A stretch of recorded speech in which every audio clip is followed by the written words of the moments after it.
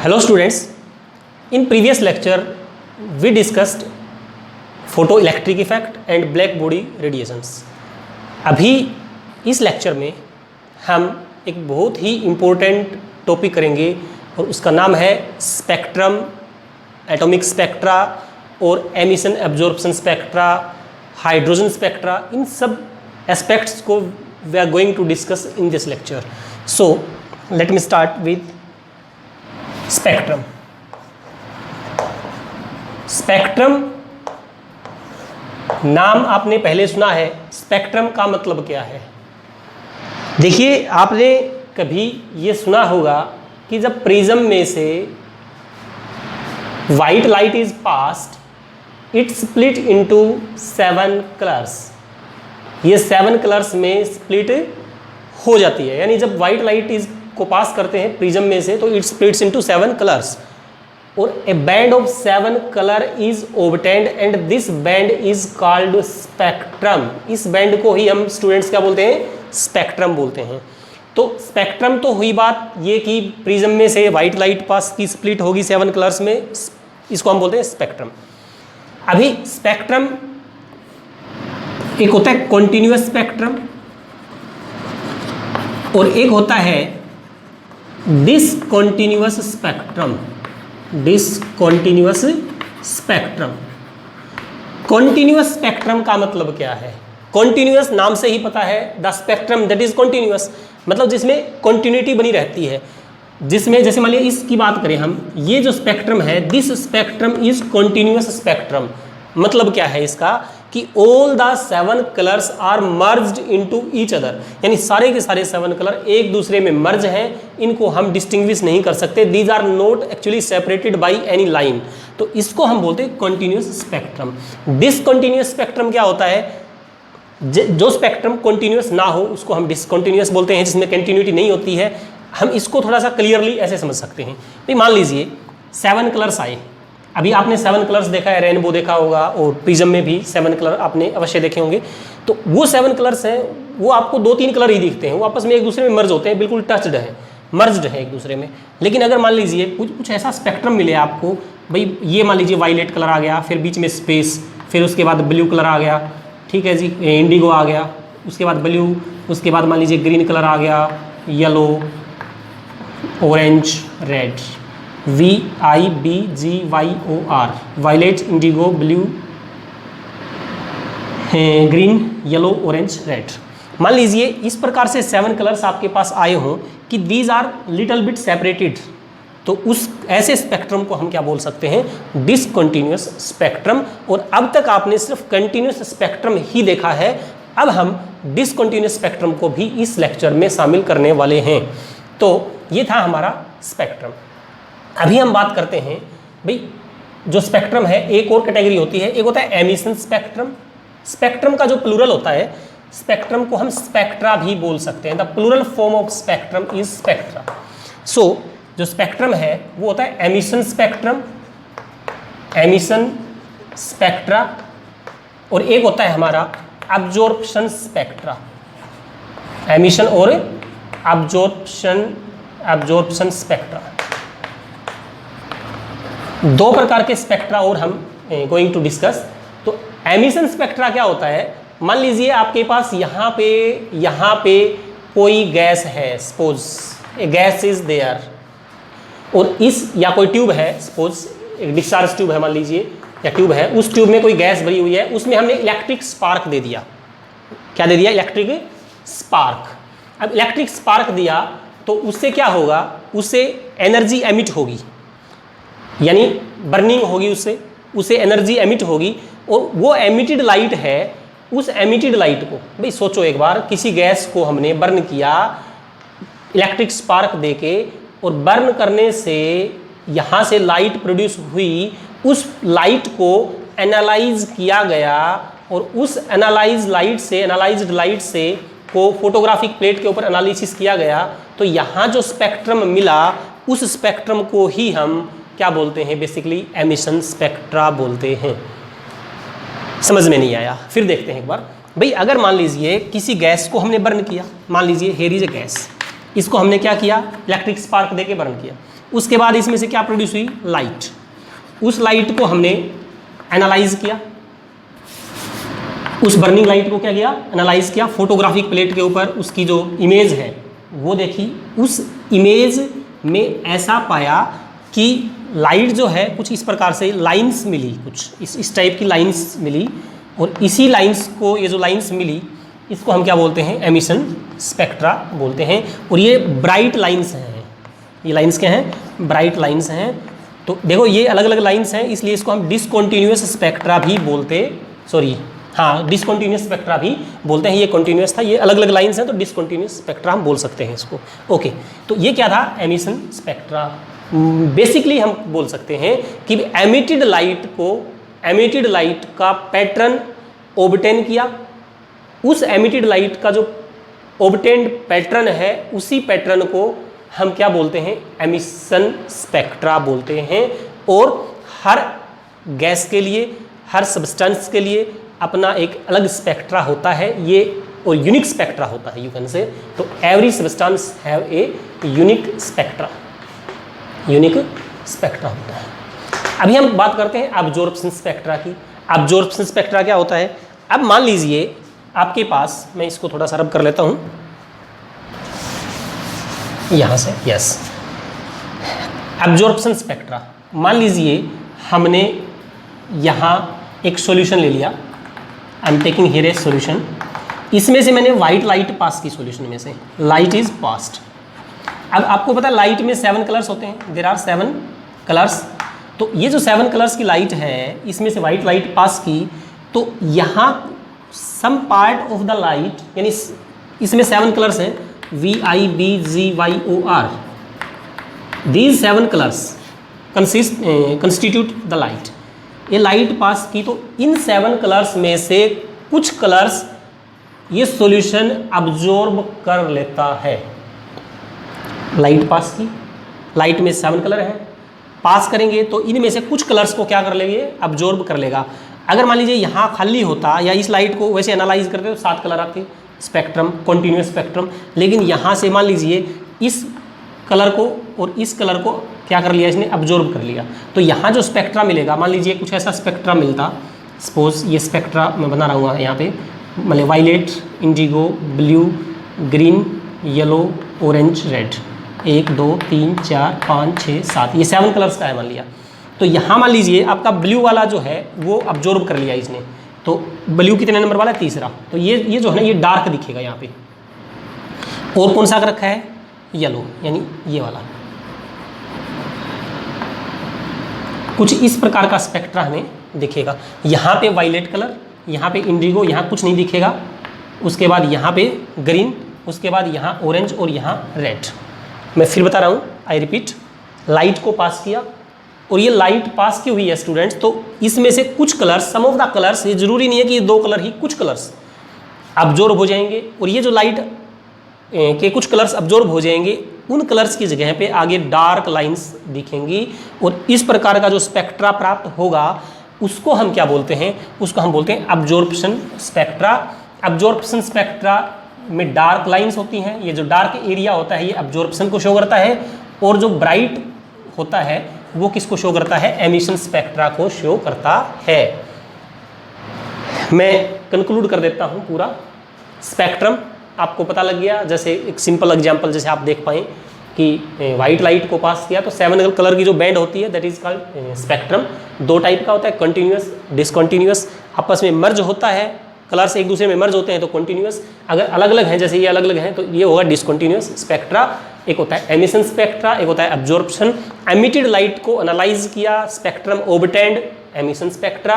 और सॉल्यूशन में से लाइट पास की, कुछ कलर्स अब्जॉर्ब कर लिए, और यहाँ जो पैटर्न मिला उसको हम क्या बोलते हैं, अब्जॉर्प्शन स्पेक्ट्रा बोलते हैं।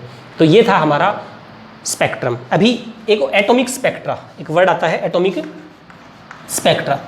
किसी भी एटम का स्पेक्ट्रा अगर ऑब्टेन कर लेते हैं हम, तो उसको हम क्या बोलेंगे, एटॉमिक स्पेक्ट्रा। अब हम एटॉमिक स्पेक्ट्रा में एक स्पेशल केस डिस्कस करेंगे, हाइड्रोजन एटम का स्पेक्ट्रा, यानी स्पेक्ट्रा ऑफ हाइड्रोजन एटम। तो this is our next topic, spectra of hydrogen.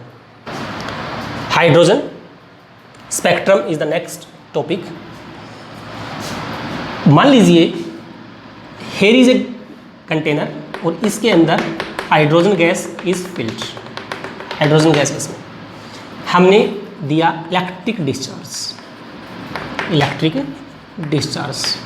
अब इलेक्ट्रिक डिस्चार्ज दिया तो यहाँ से जो हाइड्रोजन गैस थी H2 मॉलिक्यूल्स थे, hydrogen gas is containing H2 molecules. ये जो H2 मॉलिक्यूल्स है डिसोसिएट होके और क्या प्रोड्यूस करते हैं, H एटम्स प्रोड्यूस करते हैं, हाइड्रोजन एटम्स प्रोड्यूस करते हैं। इलेक्ट्रिक डिस्चार्ज देंगे तो हाइड्रोजन एटम्स और कुछ एनर्जी भी गेन करेंगे। ये अनस्टेबल सिचुएशन की तरफ जाएंगे तो एनर्जी होगी इनकी कुछ। तो ये जो एनर्जी है, इस एनर्जी से जो हाइड्रोजन के अंदर इलेक्ट्रॉन है, मान लीजिए न्यूक्लियस है हाइड्रोजन का और यहाँ पे इलेक्ट्रॉन है, तो यहाँ ये जो इलेक्ट्रॉन है ये एनर्जी गेन करके क्या करेगा, एक्साइटेड स्टेट में चला जाएगा।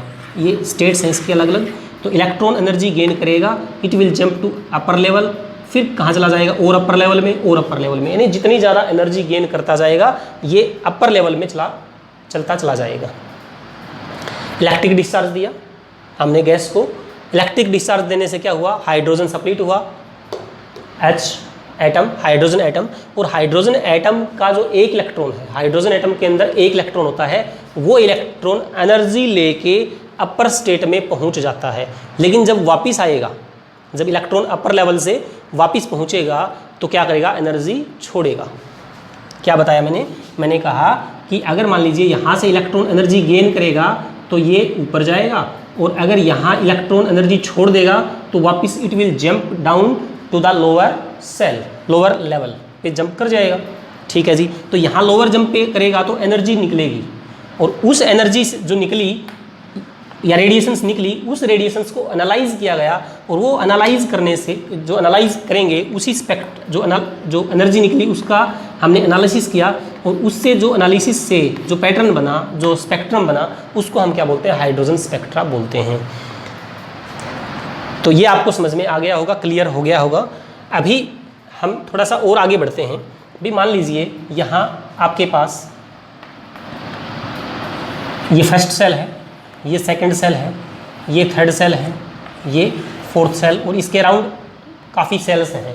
लेकिन हाइड्रोजन इलेक्ट्रॉन कहाँ लाई करता है, फर्स्ट सेल में होता है। अगर एनर्जी मिल जाए इसको तो सेकंड में चला जाएगा, और मिल गई तो थर्ड में, फोर्थ में, ऐसे अप टू मतलब आगे तक चलता रहेगा ये। अब सीन क्या बैठता है कि जब ये इलेक्ट्रॉन एनर्जी गेन करता है तो ऊपर गया, छोड़ेगा तो वापस नीचे आएगा। तो हाइड्रोजन स्पेक्ट्रम जो मिला उसमें a series of line is obtained, यानी हाइड्रोजन स्पेक्ट्रम में a series of line is obtained, series of line is obtained, यानी काफ़ी लाइंस की एक सीरीज सी मिली, यानी काफ़ी लाइन सी मिली, ऐसे जैसे लाइक मैंने बना दिया ये, और इन लाइंस को मान लीजिए यहाँ तक की लाइंस को मैंने बोल दिया एक सीरीज़, यहाँ तक की लाइन को दूसरी सीरीज़, तीसरी सीरीज़, इस टाइप से। तो इसको हम पढ़ते हैं ध्यान से कि क्या कहना चाहता हूँ मैं। भाई मान लीजिए जो लाइंस हैं उनको हम क्या बोलते हैं, spectral lines, spectral lines. Spectral lines में जो spectral lines made different series, तो 4 सीरीज बनती हैं, 4 या 5। तो कौन सी सीरीज है, first is called Lyman series, Lyman series. दूसरी जो होती है वो होती है बामर सीरीज, एक होती है पास्चन सीरीज, एक होती है ब्रैकेट सीरीज, एक होती है फंड सीरीज, पी से शुरू होती है, फंड सीरीज। और एक वैसे तो यहीं तक होता है, लेकिन एक और होती है Lyman, Balmer, Paschen, Brackett, Pfund और हेम्फ्री डेवी, हेम्फ्री सीरीज भी बोल देते हैं। तो ये वाली बुक्स में ज़्यादा मेंशन्ड नहीं है हेम्फ्री सीरीज।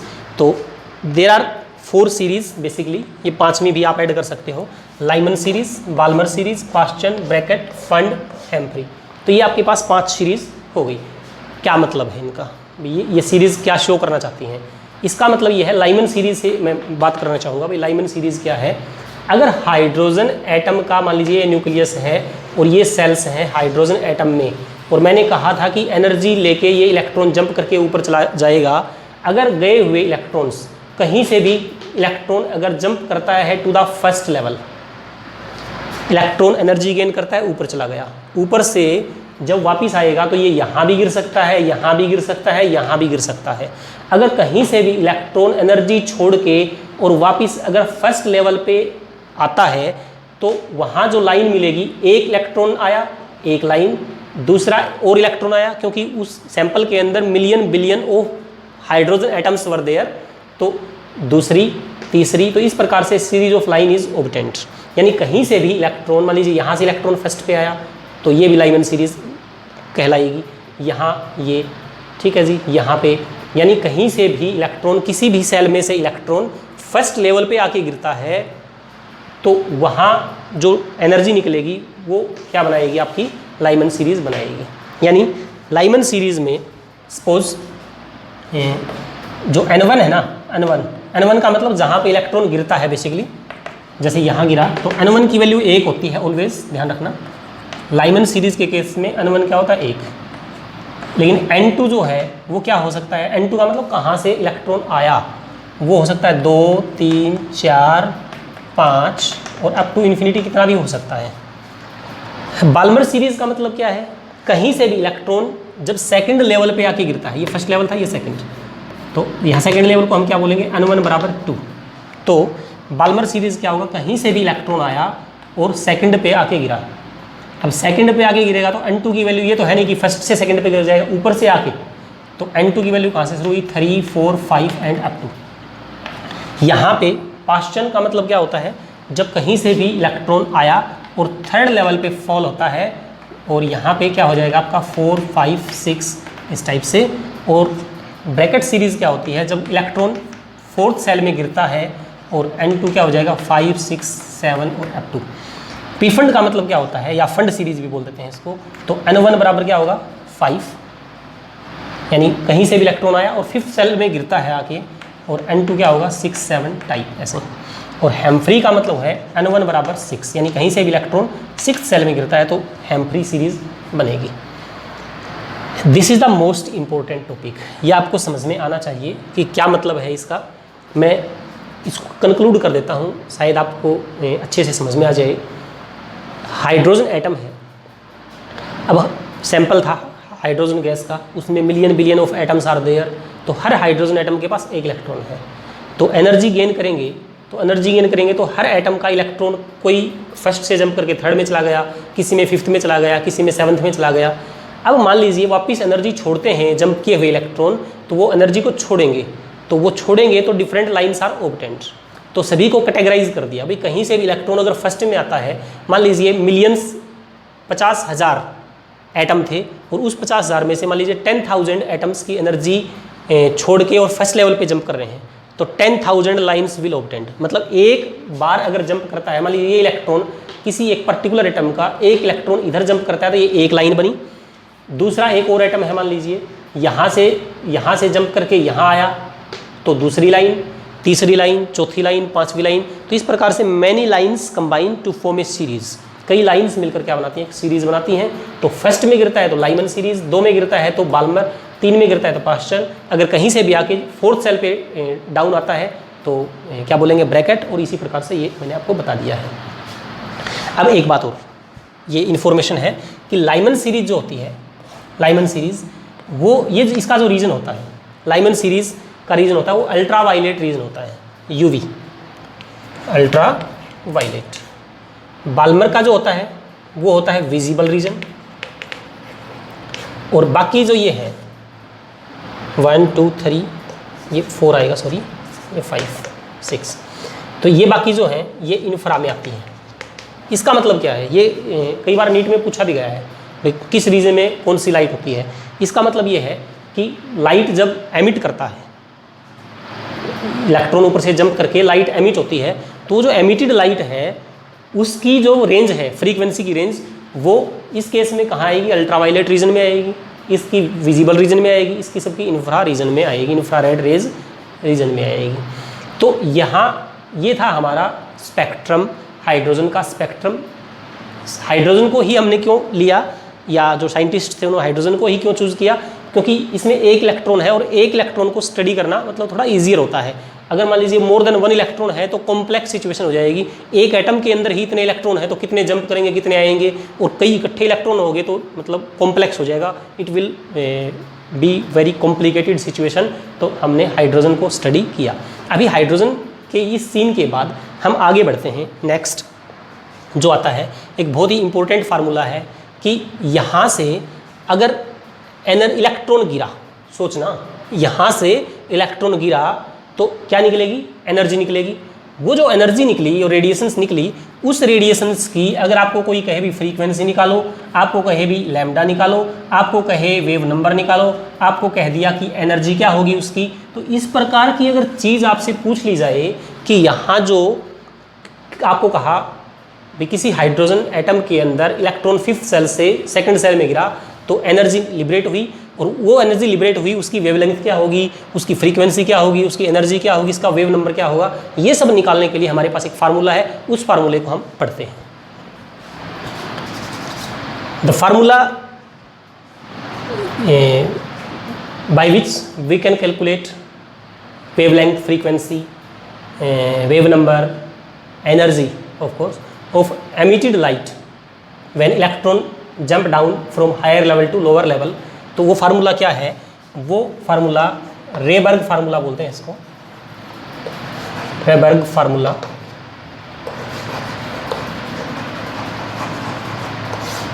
ये फार्मूला क्या है, न्यू बार। न्यू बार क्या है, ये आपने पढ़ा है पहले, वेव नंबर बोलते हैं इसको। क्या बोलते हैं, वेव नंबर।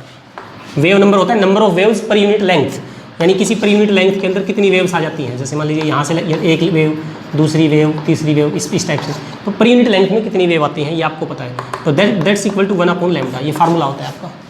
तो न्यू बार जो होता है wave number, that is equal to RH 1/n1 square minus 1/n2 square, n2 square.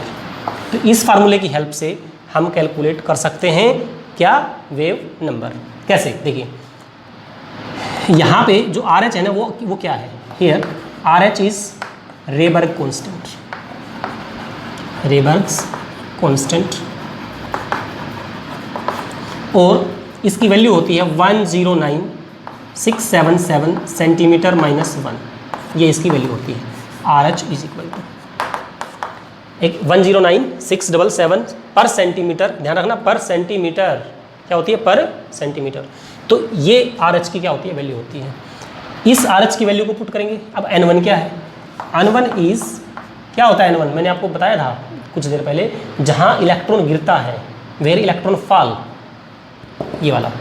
और N2 क्या होता है, जहाँ से इलेक्ट्रॉन गिरता है। तो ये क्या हुआ, N1 वेयर इलेक्ट्रॉन फॉल, और N2 क्या हुआ, फ्रॉम वेयर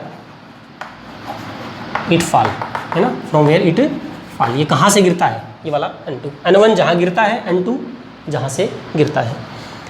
तो अगर न्यू बार आपने निकाल दिया, आपके पास ये वैल्यू है, आपके पास ये वैल्यू है, आपके पास ये वैल्यू है, तो आपका क्या निकल जाएगा, न्यू बार। अगर न्यू बार का पता है तो आप क्या निकाल सकते हो, लैम्डा। और अगर लैम्डा आपको पता है तो आप क्या निकाल सकते हो, न्यू। न्यू क्या होता है, C/λ, C/λ। C होता है फिक्स 3 × 10⁸ मीटर पर सेकंड। लैम्डा आपने यहाँ से कैलकुलेट कर लिया था, इससे क्या निकल जाएगा, न्यू। यानी all the parameters, frequency, wavelength, type सब कैलकुलेट कर सकते हो आप डायरेक्ट इनसे। अभी मान लीजिए क्वेश्चन मैं बताता हूँ भाई किस प्रकार से पूछेगा। कैलकुलेट वेवलेंथ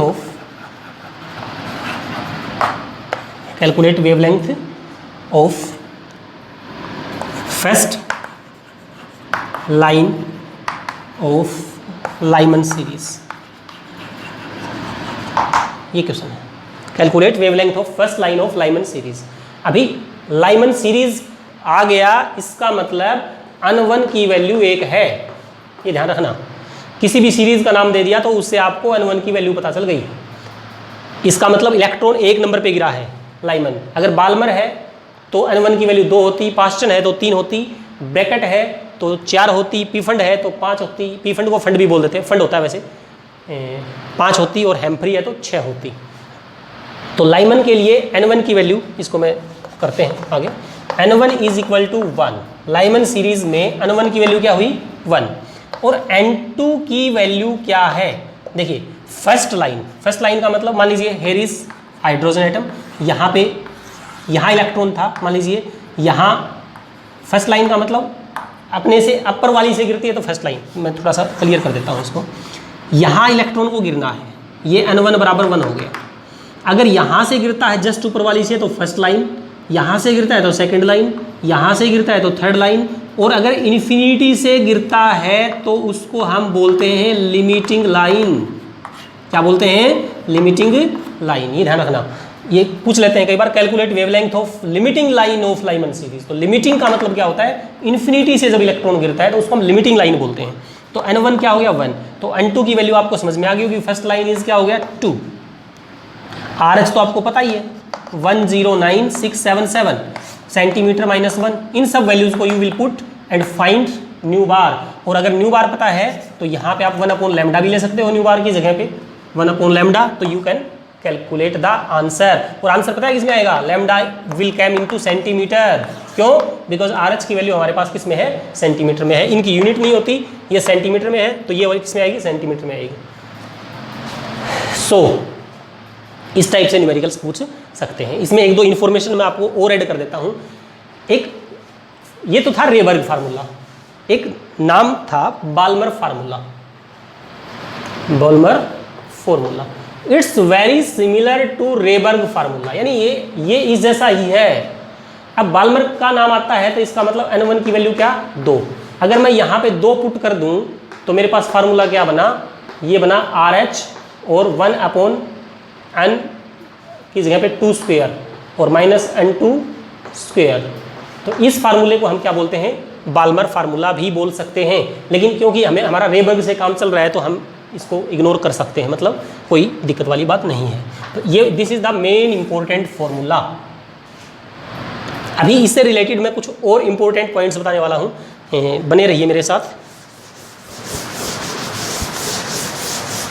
नेक्स्ट इज, देखिए मैंने आपको बताया कि N1 की वैल्यू आपको पता है। अगर किसी सीरीज का नाम दे दिया तो N1 की value you can find out. First line है, N2 की वैल्यू 2 हो जाएगी, मतलब अपने से ऊपर वाली हो जाएगी, और लिमिटिंग लाइन है तो इन्फिनिटी N2 की वैल्यू। RH की वैल्यू आपको पता है, you can calculate, it's very simple. ये बहुत ज़्यादा सिंपल है। अब अगर मान लीजिए हमें हाइड्रोजन की बजाय हाइड्रोजन लाइक, मतलब मैं लिख देता हूँ फॉर हाइड्रोजन लाइक, ये वर्ड काफ़ी बार आएगा, hydrogen like species, for hydrogen like species. अब हाइड्रोजन लाइक स्पीसीज का मतलब क्या है? ऐसी स्पीसीज जिनमें हाइड्रोजन की तरह एक इलेक्ट्रॉन होता है, कैरिंग 1 इलेक्ट्रॉन, जिसमें हाइड्रोजन की तरह एक इलेक्ट्रॉन होता है। लाइक जैसे एग्जांपल अगर मैं बताऊं तो He+1, Li+2, Be+3, इन सब में क्या होता है? एक एक इलेक्ट्रॉन होता है। देखिए हीलियम का एटॉमिक नंबर 2 होता है, एक इलेक्ट्रॉन छोड़ दिया तो इसके पास 1 इलेक्ट्रॉन है। इसका 3 होता है, 2 छोड़ दिए, मतलब इसके पास, लिथियम के पास 3 इलेक्ट्रॉन होते हैं, 2 छोड़ दिए 1 बचा, यानी all these species are having 1 electron. अब 1 इलेक्ट्रॉन रखने वालों को हम क्या बोलते हैं? हाइड्रोजन लाइक स्पीसीज बोलते हैं। अगर इनका केस आ जाए तो हमें इस फार्मूले में क्या बदलाव करना पड़ेगा, मैं वो आपको बताने वाला हूँ। क्या बदलाव करेंगे? देखिए nu bar is equal to RH 1/n1 square -1/n2 square, और यहाँ पे हम लगा देंगे Z, और Z is what? Z is atomic number. Atomic number, Z क्या होता है? Atomic number. हीलियम अगर है Z स्क्वायर, अगर यहाँ पे 2 है तो 2 का स्क्वायर, यहाँ 3 है, लिथियम का एटॉमिक नंबर 3 होता है तो 3 का स्क्वायर 9 हो जाएगा, इसमें 4 4 16 हो जाएगा। This formula will give you the complete information, इससे आप निकाल सकते हो। अगर मान लीजिए आपको ये कह दिया कि इलेक्ट्रॉन, मतलब लाइमन सीरीज़ के लिए या किसी भी सीरीज़ के लिए ये पूछ लिया कि मैक्सिमम वेवलेंथ कब होगी, जैसे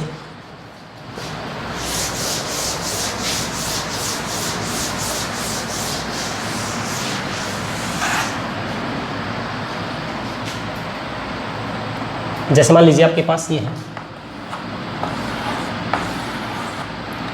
यहाँ इलेक्ट्रॉन है या यहाँ था और यहाँ से यहाँ गिरा, लाइमन सीरीज की बात कर रहा हूँ, यहाँ से यहाँ गिरा और एक कहाँ से गिर सकता है, ये वाला।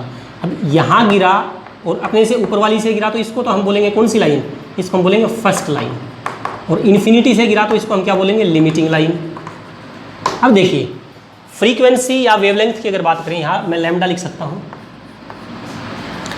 एनर्जी कब ज़्यादा लिबरेट होगी, ध्यान से सोचना, यहाँ से इलेक्ट्रॉन यहाँ आएगा तब ज़्यादा एनर्जी छोड़ेगा या यहाँ से यहाँ आएगा तब ज़्यादा छोड़ेगा, ये आपको सोचना है। अब देखिए, क्योंकि ऊपर से नीचे आएगा तो बहुत ज़्यादा एनर्जी छोड़ेगा। अब ज़्यादा एनर्जी छोड़ेगा तो आपको पता है energy is equal to h nu. अब एनर्जी ज़्यादा होगी तो फ्रीक्वेंसी क्या होगी, ज़्यादा होगी, और frequency is inversely proportional to lambda, क्योंकि सी अपॉन लैम्डा होता है, आपको पता है ये। तो अगर एनर्जी ज़्यादा छोड़ेगा, ऊपर से नीचे आया तो एनर्जी ज़्यादा छोड़ेगा तो फ्रीक्वेंसी ज़्यादा, और फ्रीक्वेंसी ज़्यादा तो वेवलेंथ क्या होगी, कम होगी। तो इसका मतलब अगर इन्फिनिटी से आ रहा है तो वेवलेंथ क्या होगी, कम। यानी फोर लिस्ट या मिनिमम कह सकते हैं, या लिस्ट कर लो ना, फॉर लिस्ट वेवलेंथ के लिए n2 की वैल्यू इन्फिनिटी होती है, याद रखना। क्यों होती है ये मैंने आपको बता दिया है। फॉर मैक्सिमम वेवलेंथ के लिए n2 की वैल्यू ऑलवेज क्या होती है, 1 होती है। राइट, मतलब नेक्स्ट अपने से ऊपर वाला लाइमन के लिए 2 हो जाएगी, 4 लाइमन। बाल्मर के लिए क्या हो जाएगी, अब बाल्मर क्या होता है, 2 नंबर पे गिरना होता है तो इससे ऊपर वाली क्या है, 3। इसका मतलब मैं इसको ऐसे भी तो कर सकता हूँ, n1 + 1 क्या होती है, n1 + 1, यानी n1 की वैल्यू जो भी होगी उसमें 1 जोड़ दीजिएगा, वो क्या आ जाएगी, n2 की वैल्यू आ जाएगी। तो ये मैक्सिमम कैसे आई वेवलेंथ, ये समझिए एक बार। यहाँ से आया तो एनर्जी सबसे कम कब छोड़ेगा, एनर्जी सबसे कम कब छोड़ेगा, जब अपने से ऊपर वाली से गिरता है तो कम छोड़ेगा। एनर्जी कम तो फ्रीक्वेंसी कम, फ्रीक्वेंसी कम तो वेवलेंथ, एम आई राइट। हाँ, वेवलेंथ ज़्यादा, तो ये हो जाएगा। अभी मान लीजिए किसी पर्टिकुलर एटम के अंदर इलेक्ट्रॉन कहीं से किसी लेवल से नीचे गिर रहा है तो कितनी एमिशन लाइंस निकलेंगी, तो वो निकालने के लिए आपके पास एक फार्मूला होता है, नंबर ऑफ एमिशन लाइंस। ये काफ़ी बार पूछा है पीछे प्रीवियस में कॉम्पिटिटिव में। तो नंबर ऑफ एमिशन लाइंस अगर आपको निकालनी हो तो उसका फार्मूला होता है n2 - n1 + 1 और n2 - n1 / 2, ये फार्मूला होता है। यानी अगर मान लीजिए ये कहा आपको कि भाई electrons is jumping from 4th level to second level, यानी 4th लेवल से सेकंड पे आया, n2 की वैल्यू 4 है, n1 की वैल्यू 2 है, तो how many emission lines will produce. तो यहाँ पे n2 की वैल्यू 4 रखेंगे, यहाँ क्या रखेंगे, 2 रखेंगे, 4 2, you will calculate number of emission line आ जाएगा। एनसीईआरटी की बुक में एक स्पेशल क्वेश्चन भी दे रखा है इस चीज़ के ऊपर, जिसका आंसर आपका 15 आएगा, उसमें आप चेक कर सकते हो एनसीईआरटी में। तो ये था आज का हमारा कंप्लीट सीन। एंड मैं आपको एक चीज़ बताना चाहता हूँ कि नीच के पॉइंट ऑफ व्यू से अब तक हमारा जो लेक्चर थे पहले हम 5 लेक्चर्स अपलोड कर चुके हैं एटॉमिक स्ट्रक्चर के। वो 5 लेक्चर्स बेस है आपका, उसमें से क्वेश्चन बहुत ही रेयर आते हैं, लेकिन अब जो आएंगे अगले लेक्चर वो असली चीज़ है। यानी उसी में से ही आपका मैक्सिमम पार्ट जो होता है इस टॉपिक में से, जो नीट को, मेंस को या एडवांस को कवर करता है, वो मैक्सिमम क्वेश्चंस इसी में से आते हैं। तो this formula is very very important, ये बहुत ज़्यादा इंपॉर्टेंट है। इसके हम कुछ न्यूमेरिकल्स भी करेंगे नेक्स्ट लेक्चर में। तो ये this formula is very important for NEET exam. और ये जो 3 इन्फॉर्मेशन है ना, ये भी आप इंपॉर्टेंट की कैटेगरी में डाल सकते हो। तो आज के लिए इतना ही, कल हम नेक्स्ट टॉपिक पे डिस्कस करेंगे और बोर्स मॉडल ऑफ एटम हमारा अगला टॉपिक होगा, जो कि बहुत इंटरेस्टिंग और बहुत powerful in the point of view of NEET exam. मतलब नीट में जो कम्पिटिटिव एग्जाम है, आपका बोर्ड का एग्जाम है, मतलब वेरी इंटरेस्टिंग और बहुत हाई स्कोरिंग होता है। सो आज के लिए इतना ही, थैंक यू।